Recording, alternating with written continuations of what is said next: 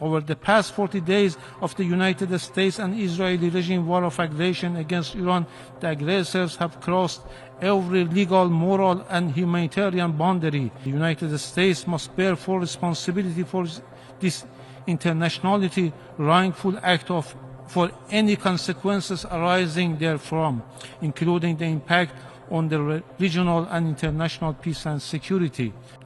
Before delivering my statement, I would like to express Iran's strong objection and serious concerns regarding the biased and one-sided statement delivered by Your Excellency in the capacity of the President of General Assembly, which by departing from the mandate and institutional responsibilities of that office overlooked the root causes of the situation and made unfounded allegations against the member state.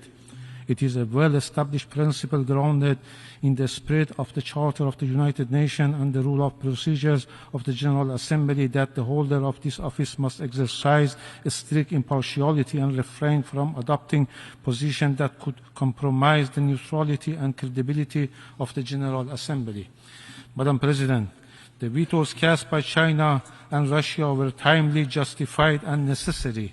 During the Council meeting, my delegation made clear that the text was one-sided and ignored the root causes of the crisis, the illegal and savage war of aggression by the United States and Israel against Iran on 28 February. Its adoption would have set a dangerous precedent, eroding the sovereign rights of the coastal states, undermining the UN Charter, and increasing the risk of escalation. Madam President, recent U.S. unlawful actions, including efforts to impose a naval blockade in the Strait of Hormuz, further demonstrate the flawed logic behind the draft. These unlawful measures escalate tensions and threaten both maritime security and international trade. Against this backdrop, I wish to mark the following points. First, the Islamic Republic of Iran, as a responsible state committed to the United Nations Charter and the international law, has consistently upheld freedom of navigation and maritime security in the Persian Gulf, the Strait of Hormuz, and the Gulf of Oman. For decades, Iran has fulfilled its responsibilities in good faith as a coastal state of the Strait of Hormuz, ensuring security and safeguarding freedom of navigation.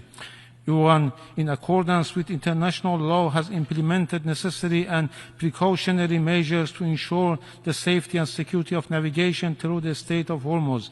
These measures are designed to facilitate the continuous and safe passage of vessels while preventing the exploitation of this waterway for hostile or military purposes by aggressors and their affiliates.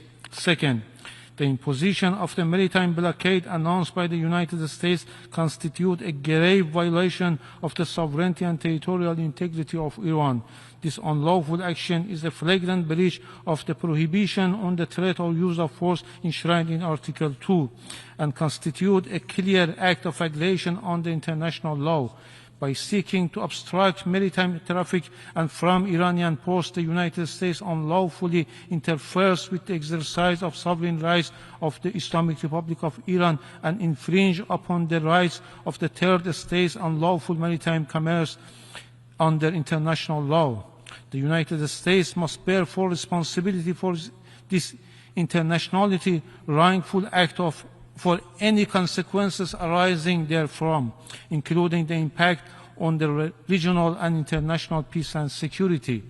The realization of principles of freedom of navigation and maritime safety in the Persian Gulf and the Sea of Oman, particularly in the Strait of Hormuz, which lies within the territorial seas of its coastal states, is only possible through full respect for the sovereignty and sovereign rights of those coastal states.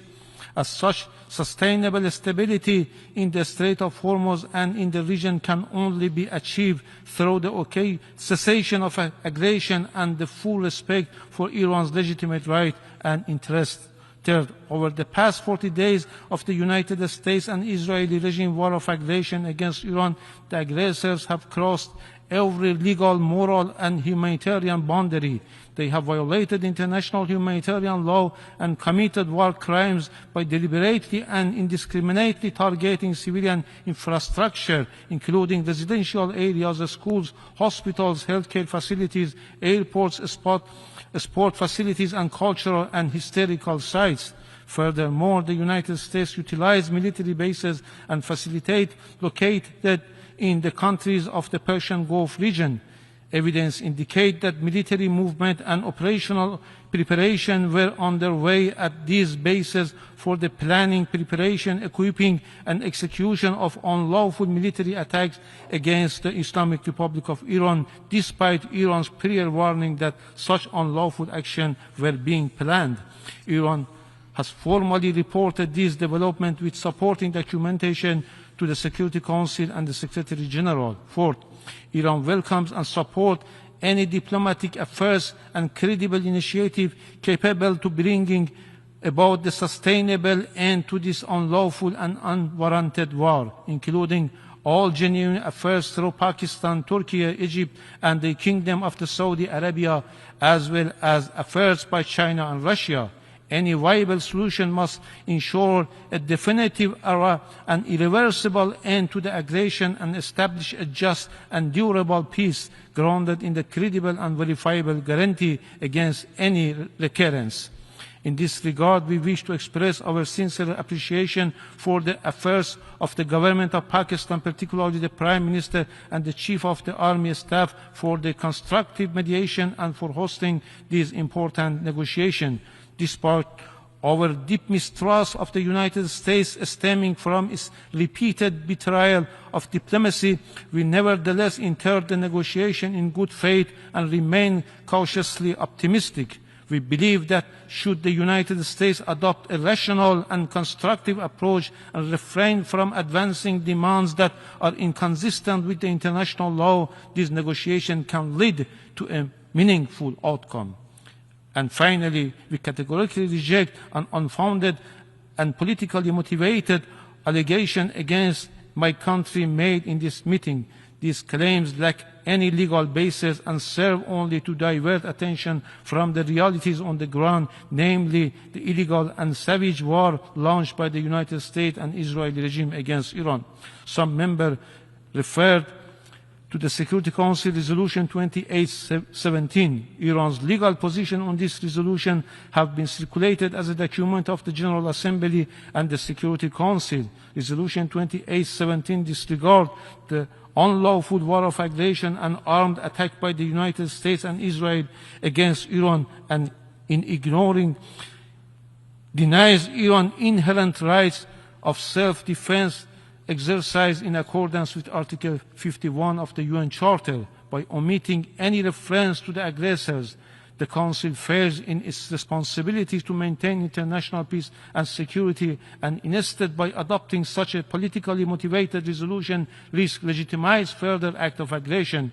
It should be recalled that under international law, the Security Council is bound to exercise its authority in full conformity with purposes and principles of the Charter of the United Nations. Any departure from these fundamental principles undermines the legal validity and moral authority of this decision. I thank you. I thank the distinguished representative of the Islamic Republic of Iran. I now give the floor to the